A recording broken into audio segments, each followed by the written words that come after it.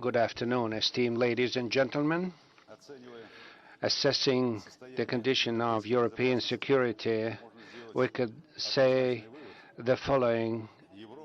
Europe is gradually turns from a stable and quiet in military respect region into the zone of enhanced tension and confrontation. This is the result of action of several factors. First of all, that is the worsening of relationship between Russia and NATO.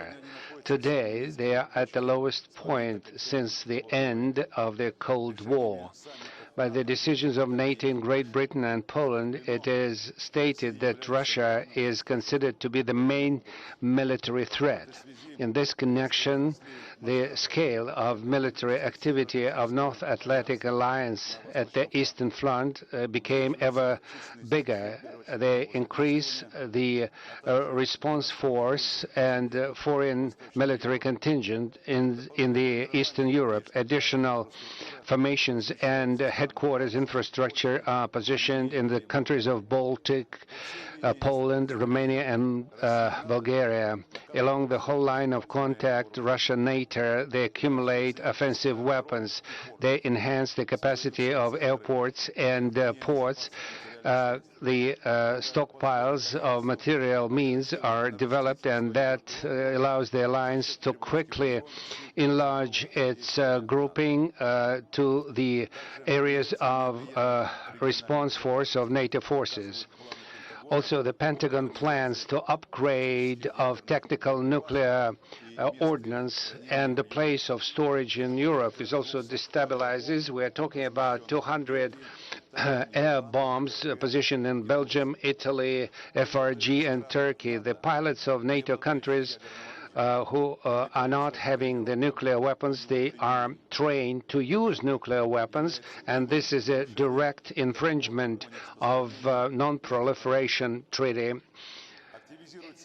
They activate the reconnaissance activity of alliance as per the perimeter of Russian Federation.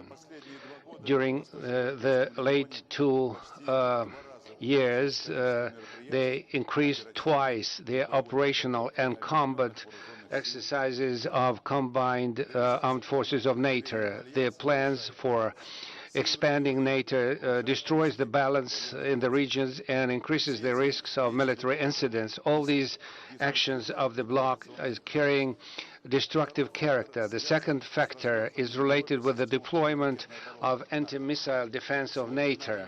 Today, it is remaining at the level of initial operational readiness. It includes the land-based anti-missiles Aegis Ashore. In Romania, they accelerate works to deploy by 2018 of American anti-missile systems on the basis on the territory of Poland. They have also deployed the multiple rocket launchers of, where you can launch the cruise missile Tomahawks and anti-missile missiles. And under the site of cruise missiles, we may have all strategic sites located in the European part of Russia could be endangered. And we, of course, take steps to neutralize this stress. However, Europe, just because of deploying such things, will not become safer. The third destabilizing factor, non-regulated conflicts, especially the situation in Ukraine and military confrontation at the southeast of Ukraine, and its regulation may be made only political way. However, the European countries offer military aid to regime in Kiev, thus provoking it to continue war. And third and fourth factor, the increase of terrorism and radicalism in European region, and this threat is stimulated by the growth of migration flows from unstable countries of Middle East and Northern Africa. And the fifth factor is related with the birth of new challenges in the cyberspace. North Atlantic Alliance started a practical work to implement Article 5 of Collective Defense of Washington Treaty in case of cyber attacks on technical means of systems of state and military control of NATO country participants. But the true sources of such attacks, it's extremely difficult to identify. And in this relation, there appears an absolutely ungrounded find guilty people and to influence them militarily, and conditions to change these destructive factors is not available. And the main problem of security of modern Europe lies in the fact that trust between the West and Russia is catastrophically diminishing, and the issues of security of European Union is discussed separately without the problems in Russia, although we are in the same continent and we have no any ideological barriers, and the common threats and challenges ever grow. However, the confrontation rhetorics towards Russian Federation is becoming ever greater. European Union and NATO on a regular basis are accused of bringing up tension, and the site to understand each other, it's the Council Russia-NATO. But there is no dialogue between the military. Today, all contacts through the line of military experts are severed and rolled up. That deteriorates the situation in the relationship between Russia and alliance. The Western countries, they increase a very tough information war. And looking through the European and American mass media, it appears that all negative events, either Russian special services or Russian hackers are involved. And the purpose of this disinformation campaign is to blacken Russia and minimize its role in the fight with international terrorism and solving other international problems. And the fact that in cultured and tolerant Europe, such memorials of Soviet times to Soviet soldiers are being destroyed, this is the direct consequences of information policy pursued against Russia. To justify this policy,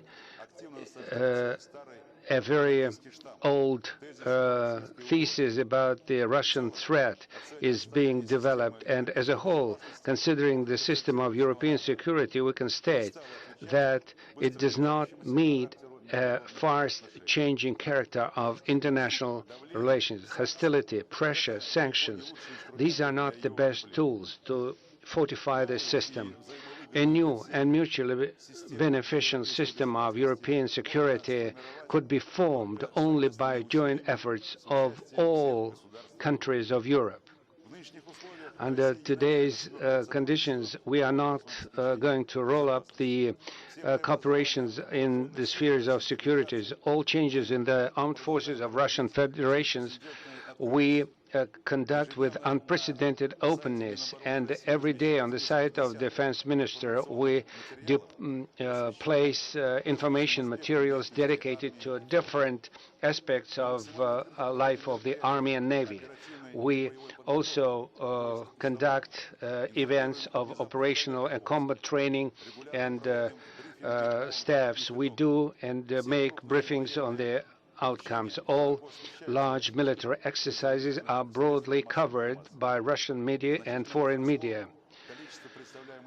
We also increase the amount of information about the action of Russian armed forces in Syria and aerospace forces, and we intend to continue to advise the NATO officials and invite them to take part in the events staged by the defense minister. We are open for re-establishing a full-scale dialogue and cooperation with North Atlantic Union that should be equal, trustful, and constructive. At the sitting Russia-NATO Council, the Russian side propose specific steps to ensure cooperation with the alliance through the military channels, and also to jointly react to common challenges and threats. However, Russian initiatives remained without any answer. West also ignores our proposals in the fight with international terrorism.